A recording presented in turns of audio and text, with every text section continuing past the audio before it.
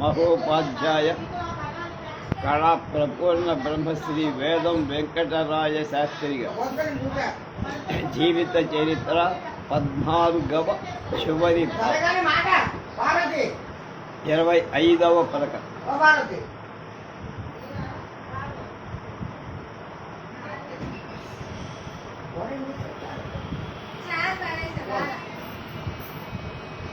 కళా ప్రపూర్ణుడి చివరి దినాలు ఆముక్త మాల్యద విడుదలంటే ప్రకాశాలు.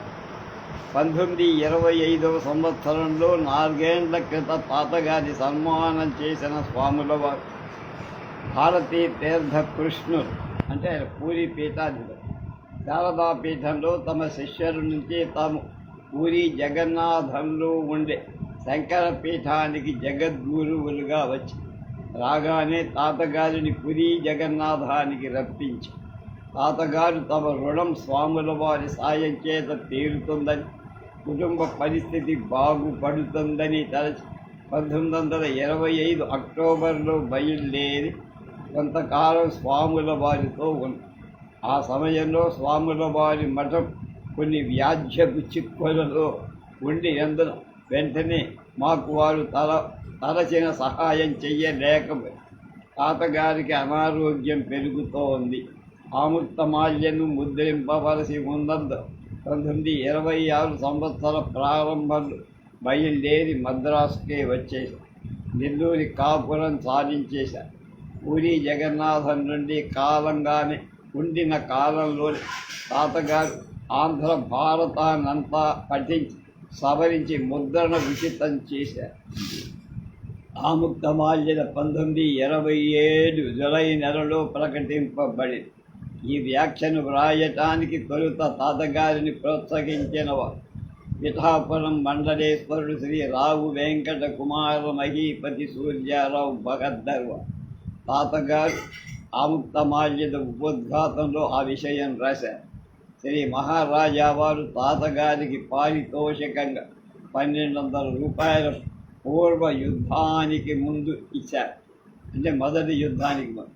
తర్వాత వెరదు యుద్ధం చేత హెచ్చించిన రాజా వారు ఇచ్చిన ధనం ఆముక్తమాల్య వ్రాతప్రతులకు నిలవటానికి ఓరియంటల్ లైబ్రరీలో గ్రంథ శోధనలు చేయించటానికి వ్యయమై శ్రీయుత కట్టమంచి రామలింగారెడ్డి గారి ప్రేరణ చేత అల్లాడి కృష్ణస్వామయ్య గారు 1000 రూపాయలు.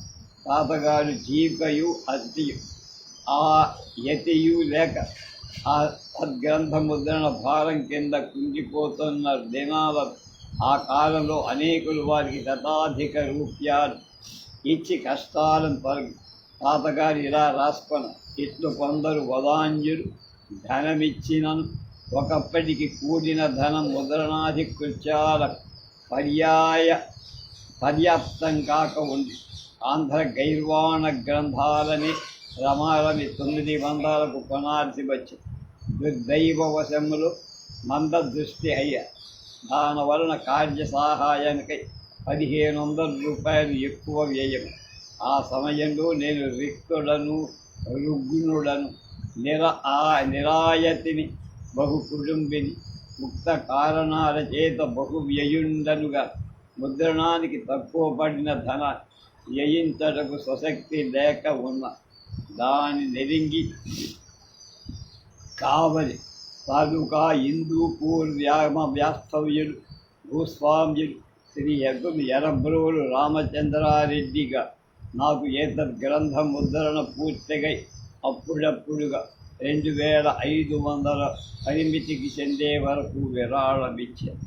ఈ విధంగా ఈ గ్రంథం 1927 జూలై నెలలో వెలువడి శేషదనింక తత్పరత సేవలు సూడి కృత్సదేవికి అని 1913లో కావించిన ప్రతిజ్ఞ 14 ఏళ్లకి చెల్లించుకొని చేసినెప్పుడు తత్పరత సేవలు తోడు కృత్సదేవికిందని ముద్రించారు.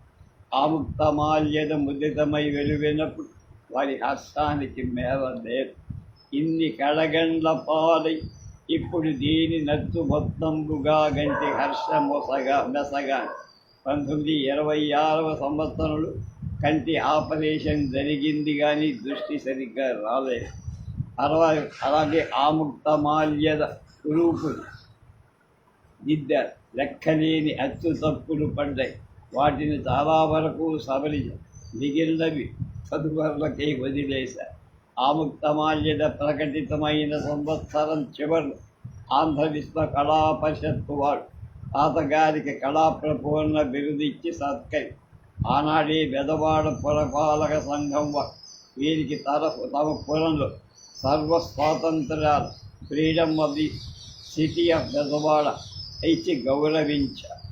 అలాంటి గౌరవాలు అందిన ప్రథమ ఆంధ్ర కవి పండితులు వేదం వారు మాత్రమే. ఆముక్తమాల్యద ముద్రణ అనంతరం తాతగారు గ్రంథాలు రాయల. ఇప్పుడు మంచం మీదే పరుండి ఏదో ఒకటి చదువుతూ రాస్తూ ధ్యానిస్తూ ఉండే. రుణం ఒకటి ఉన్నది. దీని తీరట ఎలా అని నిరంతరం చింతించే. రాను రాను వారికి దిగులు వృద్ధి పెరిగి గునుపాటి యనాది రెడ్డి గారికి జాబులు రాస్తూనే ఉన్నా.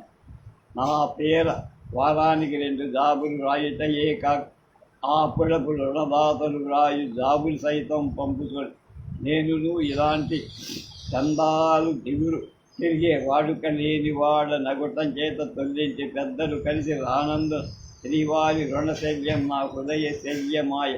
మీరు ప్రయత్నించిన సర్వము చక్కబడు అని శాస్త్రుల వారు ఆశీర్వదించి ఇంత పెద్ద మొత్తం ఎట్లు సమకూర్పగలనా అని భయపడుతూ నా వలన ఏమి కాగలదు, శ్రీవారి ప్రతిభయే సమకూర్చునని ధైర్యం వహించి నా మిత్రుడు శాస్త్రుల వారి యందు అభిమాన ఆదర ప్రపత్తులు గలవారు. ప్రస్తుతం ఇది వ్రాసిన రోజులు శాసనసభాక్షర్చకుడు శ్రీయుతుడు బెదవాడ గోపాలరెడ్డి గారు రామచంద్రారెడ్డి గారితో ఈ విషయం చెప్పారు.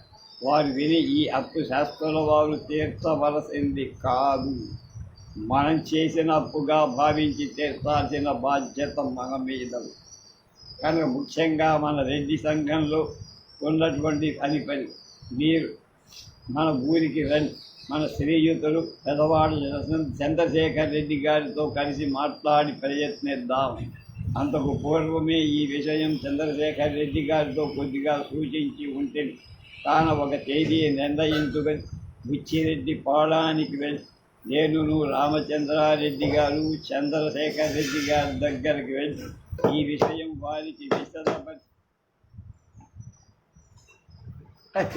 మళ్ళీ నా కొట్ట ఒక సుముహూర్తం నిశ్చయించుకొని ఆ తేదీ ముగ్గురం పుచ్చిరెడ్డి పాలానికని రామచంద్రారెడ్డి గారి చేత 500 రూపాయలు, చంద్రశేఖర్ రెడ్డి గారి చేత 500 చందా పట్టిక ఎందు వ్రాయించి ముగ్గురం నెల్లూరికి వచ్చి వయస్సులో పిన్నవాళ్ళమయ్య ప్రధాంజలేదు పెద్దలైనటువంటి రేబాల పట్టాభిరామిరెడ్డి గారి 1000 రూపాయలు చందా వేయించి ఈ ప్రయత్నమంతా వారికి విశదపరిచి వారిని వడంబరెట్టుగా చేసి మా నలుగురి ఒక సంఘంగా చేసి ముఖ్యులైన రెడ్డి సోదరుల చేత కొన్ని వేలు చందాలు వేయి. తర్వాత పట్టాభిరామిరెడ్డి గారు నేను కొంత ధనం, రామచంద్రారెడ్డి గారు నేను మద్రాసులో కొంత ధనాన్ని చందాలు వేయించాం. ప్రత్యేకంగా రామచంద్రారెడ్డి గారు వెంకటగిరి కుమార రాజా సాహెబ్ వారి వద్ద ప్రస్తుతం రాజాసాహెబ్ 1000 రూపాయలు తెచ్చి రావు సాహెబ్ కొనక వీరారెడ్డి గారు నేను కొందరిని దర్శించి కొంత ధనం చందాలు వేయించాను. నేను స్వయంగానే కొంతమంది ప్రముఖులు సందర్శించి కొన్ని చందాలు వేయించి మిగతా చందాలు వేయించడానికి చందాధనం వసూలు చేసి మా నలుగురు నిర్ణయించుకొని కోశాధ్యక్షుల వద్ద నుంచి కాస్తల వారి రుణం తీర్చి మిగతా ధనం శాస్త్రుల వారి కుటుంబానికి వినియోగించాల్సిన బాధ్యత నా మీదే. ఈ రామచంద్రారెడ్డి, చంద్రశేఖర్ రెడ్డి, పట్టాభిరామిరెడ్డి, వీరారెడ్డి గారు ఆ జన్మం యూజ్వల్ ఎరిగిన వారి కానీ అడుగుట ఎరగని వాళ్ళు అవ్వటం చేత విరాళాలిచ్చి నన్ను వెంట నిలుకొని అనేక స్థలాలకు తిరిగి గొప్ప సహాయం చేశారు. ఈ సత్పురుషులు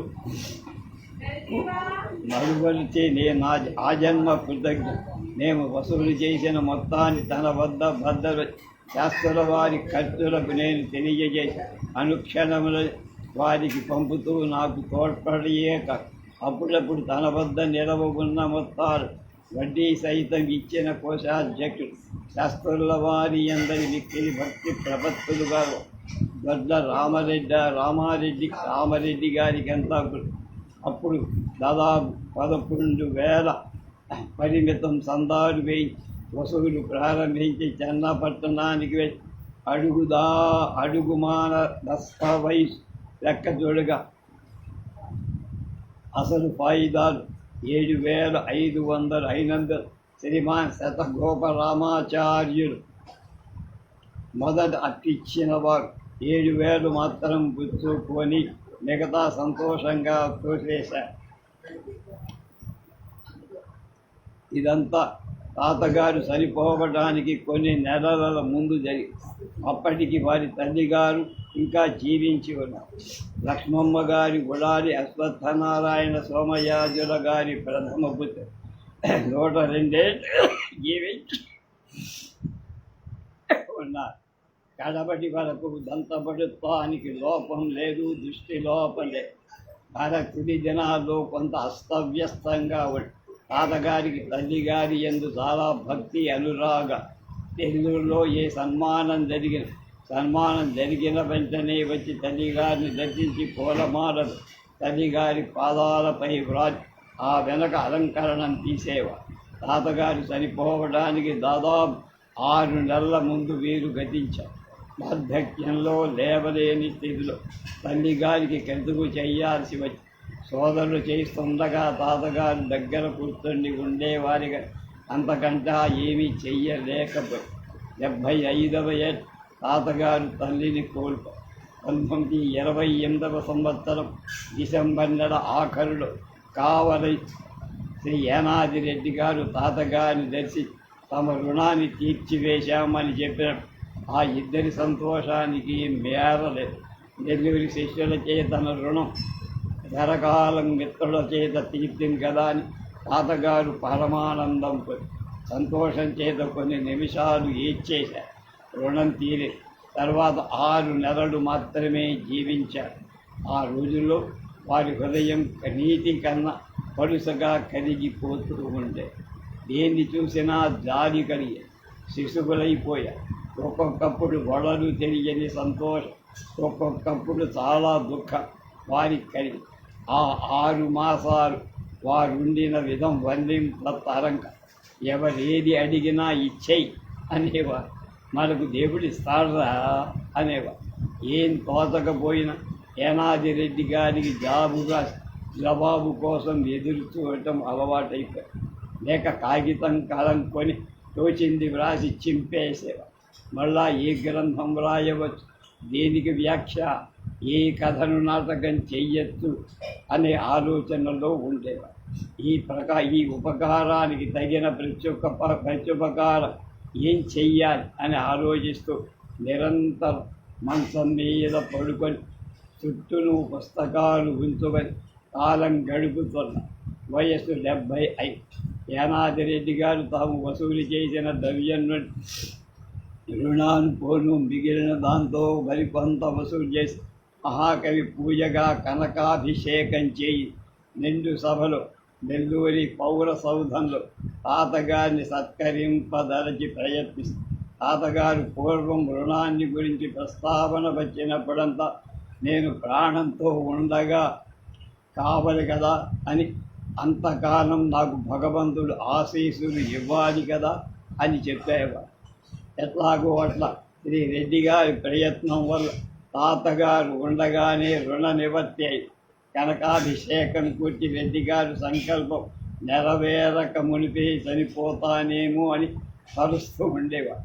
వేసవి రోజులు మేనరలు నేను భగవద్గీతకు ఆంధ్రానువాదం రచించి మా యానాదిరెడ్డి గారికి అంకితం ఇస్తానన్న 15 పైదాల తర్వాత అదే పనిగా భగవద్గీతపై తన భాండాగారంలో గ్రంథాలన్నిటినీ ఒక మారు చదివి ఇక ప్రారంభిస్తా అన్న.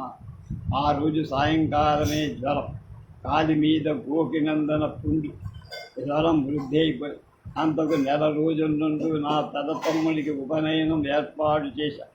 మధ్యలో తాతగారికి జ్వరం వచ్చినా దాన్ని ఆపల. ఉపనయనం నాటికి వారి జ్వరం వచ్చి 11 రోజులు.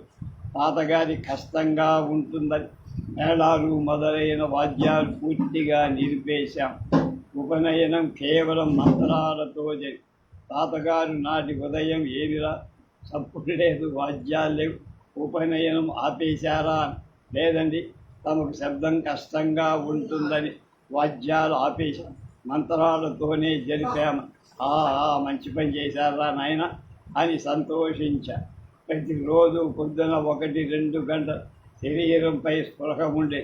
తర్వాత జ్వరం వచ్చే, గొడవలు తెలియని స్థితి, గంజి ఆహారం. ఉపనయనం తర్వాత నేను దగ్గరికి వెళ్ళి, నీకు ఒంట్లో ఎలా ఉంది తాత అని అడిగా. పరమపదం అని మాత్రం స్పష్టంగా చెప్పా.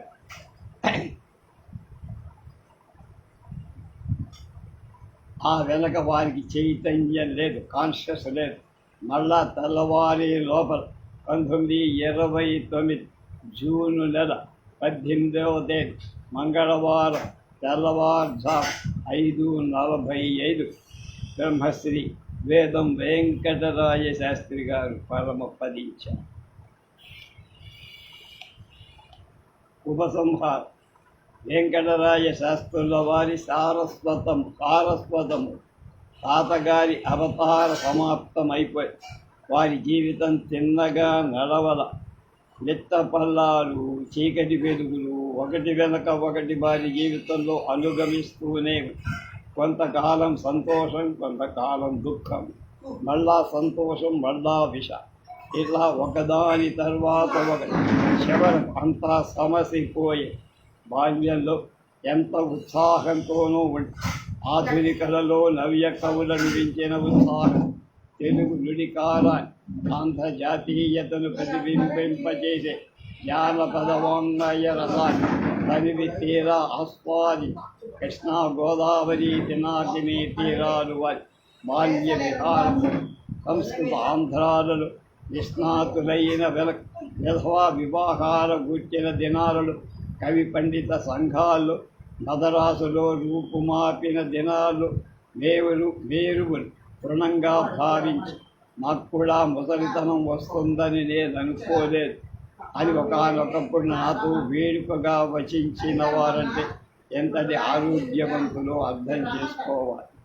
వాంగ్మయ విషయంలో గట్టిపట్టు, తాము పూనిన కార్యం సాధించే దీక్ష, నిరంతరం సారస్వత పరిశ్రమ. ఏ సభలోనే, ఏ విషయంలోనే ప్రతివాది నెన్నడును గెలిచిపోనీయని లేరు. వారితో ఎదురువాదం సల్పి నెగ్గిన వారు లేరు.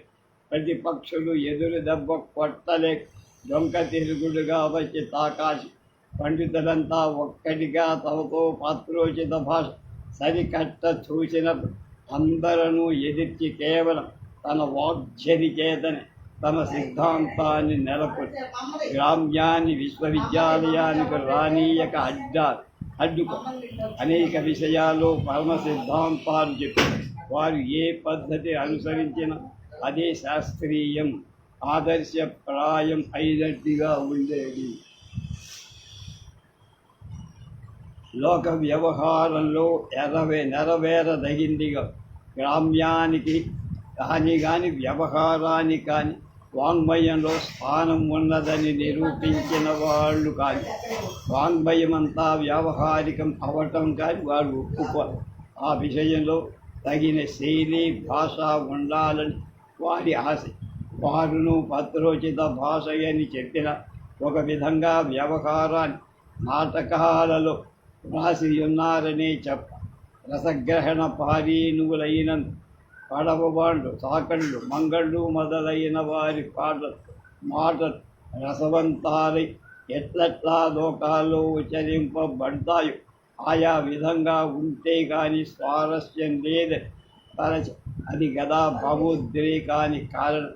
వాటినన్నిటినీ గ్రంథస్థం చేసి వారికి శాస్త్రీయ స్థానంలో ఆంధ్ర వాంగ్మయంలో ఇవ్వటానికి పోరాడిన వారు శాస్త్రం. జంగాల పాటలను చదివి ఆనందించి ఆ పక్కీలోనే తమ నాటకాల్లో అవలంబించేవారు. ఇంకొకరు కాను.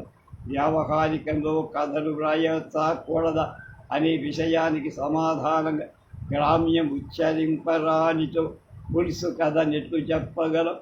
అలాగే వ్రాస అనగా అలాంటి కథలు వాటికి తగిన భాషలోనే రాయాలని, వీర గ్రాంధికాన్ని వ్రాయవలయుని కాదు, సమయోచితంగా మెలగాలని వాళ్ళు ఉద్యోగ దశలో తమ ధర్మాలను తాము చక్కగా నిర్వర్తించి అధికారులు మర్యాదకు వెలితిగా ప్రవర్తించిన విసరికొట్టిన విద్యార్థులను లాభించారు.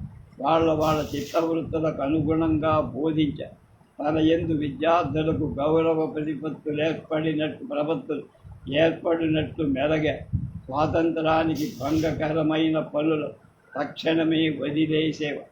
ఎక్కడైనా తమకు ఉద్యోగం లభిస్తుందని, తమ ప్రజ్ఞకు అడ్డు లేదని ఎరిగారు. ఆ రోజులు అలా ఉండే. విమతుల పులి విశ్వాస భాజనులకు చెరియని వారి నిండు మనముకు నవనీత సమానం అనిపిస్తుంది.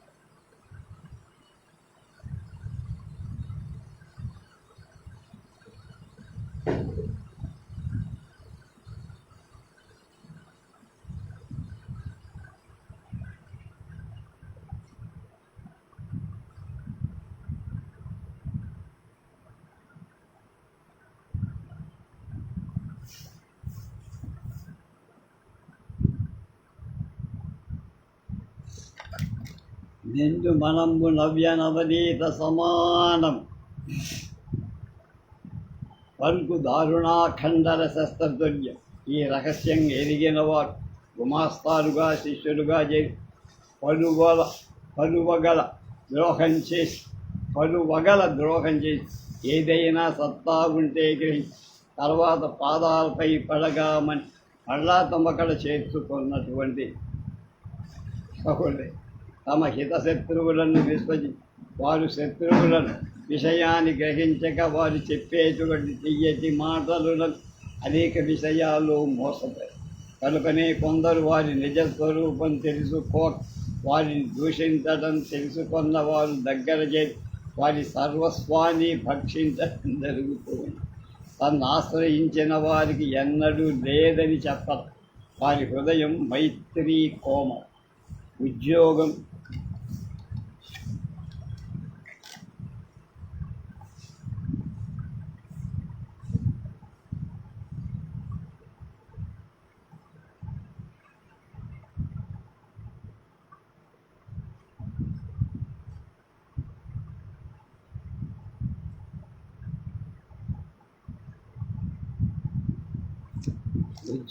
బదిలాగా విరామం లేక భాషా విషయమై పరిశ్రమించి అచ్చాపీసు ప్రారంభించారు. కానీ 19-10 సంవత్సరములు దాదాపు 20 గ్రంథాలు ముద్రించి తర్వాత శృంగార నైషధం ముద్రింపలేకపోయారు.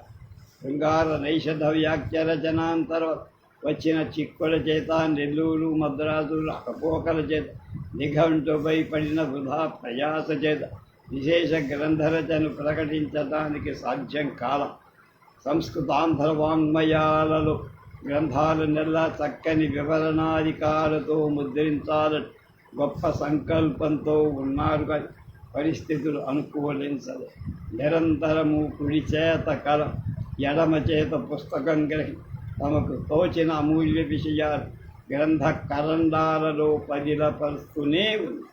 ముద్రణ క్రమంగా తాతగారు ఆంగ్ల పద్ధతులను అనుసరి పదాలను విడదీయటలు సులువుగా అర్థమవటానికి కామాలు, సిరికోలలు మొదలైన వాటిని పద్యాలు ముద్రించడం, వారి పద్ధతులను చూసి మనం నేర్చుకోవలసిన విషయాలు చాలా ఉన్నాయి.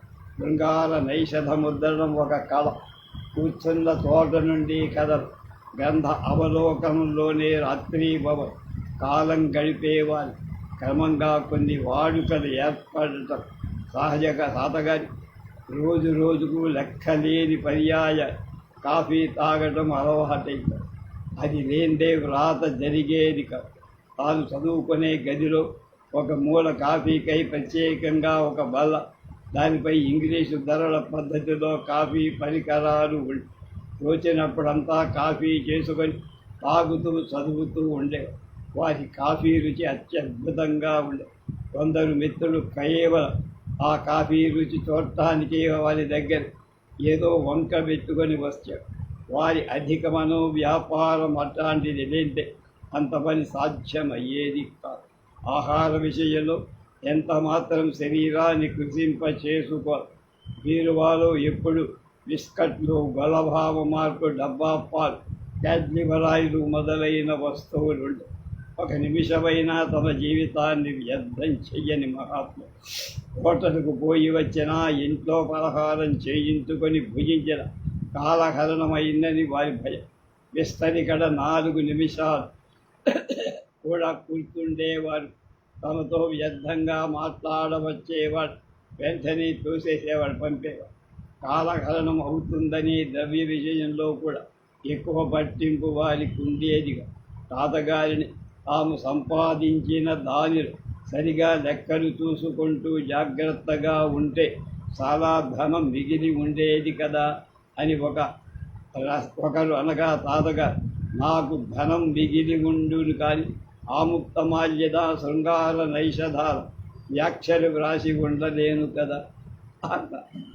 కనుక ఆయనది కీర్తి కానీ ద్రవ్యం. ఆయన కావాల్సింది కీర్తి, ద్రవ్యం కాదు.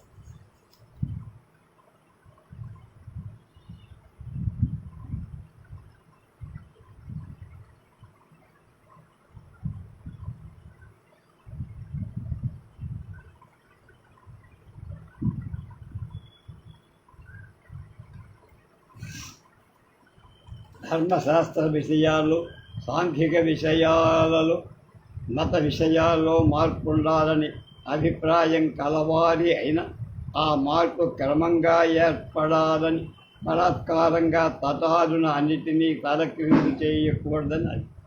ఆంధ్రులు, ద్రావిడులు కానీ, నియోగులు కానీ, వైదికులు కానీ పరస్పరం సంబంధం చేసుకోవడంలో తప్పు లేదని వారి అలాగే పలువురకు సలహాలిచ్చి ఆంధ్రదేశంలోని సమకాలిక పండితులను మహోన్నత స్థానం పొందినవ బాల్యం తరగతులలో వారి తావు తప్పింపగా వరుల తరం కానట్లే. అంటే ఆయన స్థానం నెంబర్ 1 స్థానం ఎవరు ఆయన తొయ్యగలిగిన వాళ్ళే. ఆంధ్ర పండితులలో వారి స్థానాన్ని తప్పింపగలవ వారికి ముందులే, తర్వాత కూడా రా. ఏ విషయాన్ని గురించైనా వ్రాయబోతుంటే ఇతరులు ఆ ఉద్యమాన్ని చేయించాల్సి.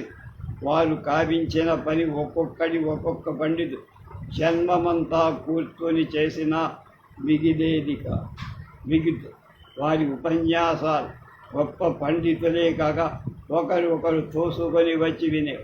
వాటిలో విషయం సమగ్రం, దుర్బోధమైన వ్యాకరణ విషయమైన వారి హాస్యధరుడు ఉపన్యస్తమై సుబోధం విసంధి వివేకం కూర్చి వాసిన ఉపన్యాసాన్ని విన్న శ్రోతలు కడుపులు చక్కరయ్యేటట్టుగా నవ్వి.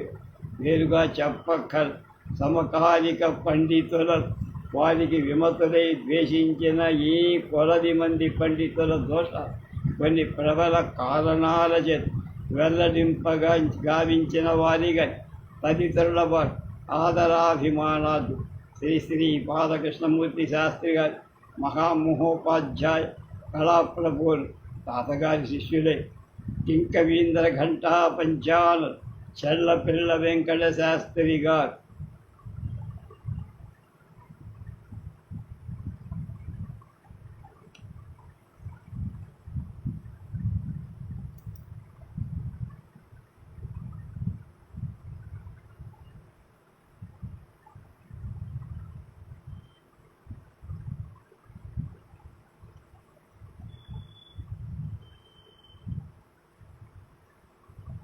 చెర్లపల్ల వెంకట శాస్త్రి గారు తాతగారి ప్రియ ప్రశిష్యులే. ఈ విషయం శ్రీత అల్లాడి కృష్ణస్వామయ్య గారి ఎంత జరిగారు ఒక సమావేశంలో శాస్త్రి గారి అంటే వెంకట శాస్త్రి గారి తమ ఉపన్యాసంలో చెప్పారు. ఇలా ఇరువులలో తాతగారికి చాలా ఆదరం ఉంది. గొడదాడ అప్పారావు గారు వారితో అభిప్రాయ భేదమున్న వారి ఎలాంటి గౌరవ ప్రవృత్తులు కలిగి ఉన్నారు వారి జాబుల్లో మనం చూశాం. అలాగే వజ్ర సీతారామ శాస్త్రుల వారు అలాగే వారికి తాతగారిచ్చిన అభిప్రాయ ప్రాణప్రదాలుగా వారి వసు చరిత్ర విమర్శను తాతగారు ఎంతో కొనియాడు. ఈ కట్టమంచి రామలింగారెడ్డి ఆంధ్ర విమర్శకులలో అత్యుత్తమ స్థానం ఇయ్యదగుదని తన పుస్తకంలో మార్జిన్ నోట్స్లో వ్రాసుకొని అలాంటి వాడు అనేక మంది గుణాలున్న చోట పొగిడారు, లేని చోట నిజాన్ని చెప్పారు. 1929 జూన్ 23వ తేదీ వెలువడిన యుగంధర పత్రిక ఇలా రాసి స్వతంత్ర మూర్తి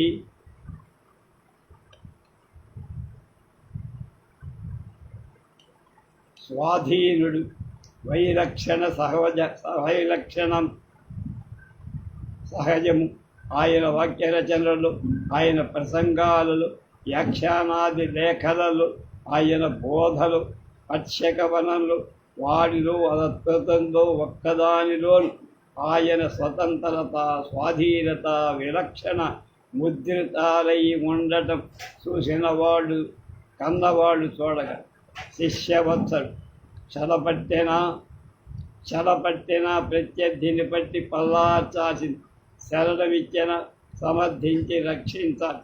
నిరంకుశుడు నీతిపరుడు భాషా ప్రపంచంలో స్వతంత్రుడు సర్వాధికారి ప్రామాణికుడు పరిపూర్ణుడు అసమయస్ఫుడు అసందర్భశుద్ధి ఆ మేధాశక్తి ఆ ప్రతిభ ఆ ప్రజ్ఞ ఆ ప్రయోగ కౌశలం ఆ హాస్య విలాసం ఆ ఆచ్ఛలో నిరుపమ కానీ వారికి అది ఆయన యొక్క స్వభావంగా వచ్చిన ప్రతి వారిని ఎన్నడూ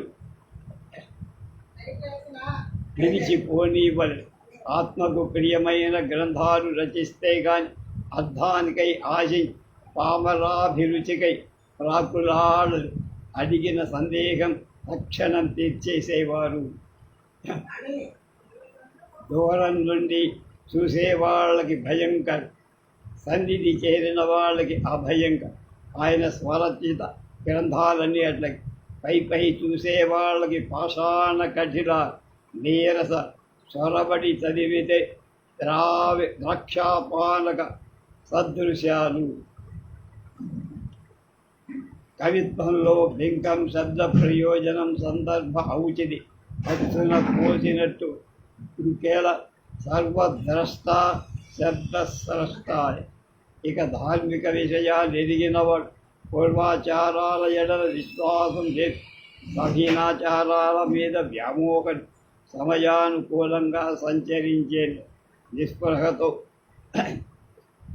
దాంపత్యం కోపం క్షణిక పంతం అధిక దృష్టి లేని తృష్ణ కలిమిలేములీన కాబడి దరిద్ర దేవతతో పోరాడని గడియ ఉండ.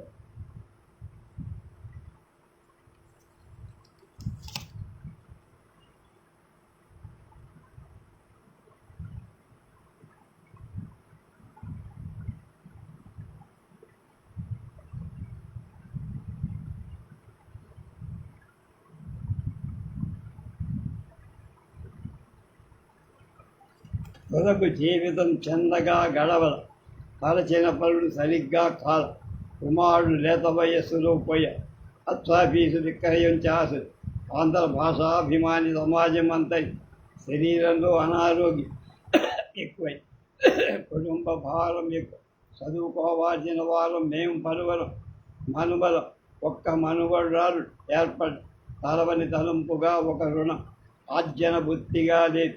ఈ విధంగా తుది దినాలలో తాతగారు తమ వశం కాకపోయి కానీ యానాదిరెడ్డి గారి వారి రెడ్డి సంఘం వారి యొక్క సాయం చేత రుణ నివర్తి అయిన సంతోషం మాత్రం అనుభవి.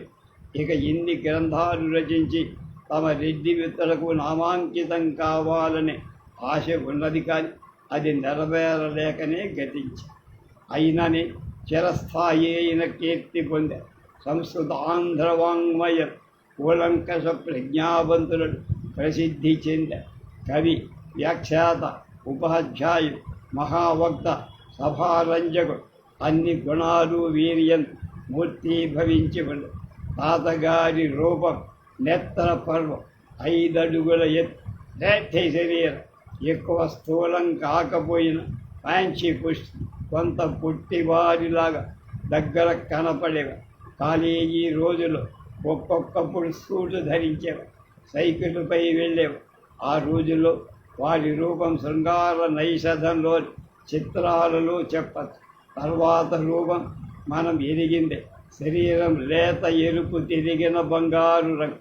వారి ఉత్తుంగ నాసావంశం, స్ఫుటమైన అవయవ పౌందర్యం, ఆ తేజోవంతమైన ముఖం, విశాల పాలభాగం ప్రాచీన భారతీయ ఋషి పుంగవులను జ్ఞప్తికి స్నేహితులతో, శిష్యులతో ఆయా విషయాలను మాట్లాడేట ఆ నేత్రాల కాంతి, ఆ దరహాసం స్పష్టం గాంభీర్య మాధుర్య పూరితమై ఆ కంఠస్వరాన్ని కని విని ఎరిగిన వాళ్ళదే ఆంధ్ర వాంగ్మయంలో మొదటి నుండి ఈ రోజు వరకు చూడగా కొందరు భాషా అనుశాసకులు, కొందరు కవులయ్య, కొందరు కేవలం అనువాదకులు, కొందరు నాటక రచయిత, కొందరు నవలలు మాత్రమే వ్రాసి, కొందరు విమర్శకులుగా విరిగి ఎన్ని గుణాలు ఒకరిలోని పరిపూర్ణతగా ఉండటం శ్రీ వేదం వెంకటరాయ శాస్త్రుల గారిలోనే చూశాం. భాషారాధకులలో ఇలా సర్వతోముఖ పాండిత్యం కలవారు అని ఆదర్శప్రాయులకు శాస్త్రుల వారి ఆంధ్ర వాంగ్మయం ఆధునిక యుగకర్త అని చెప్పాలంటారని ఎవరు మనవరు.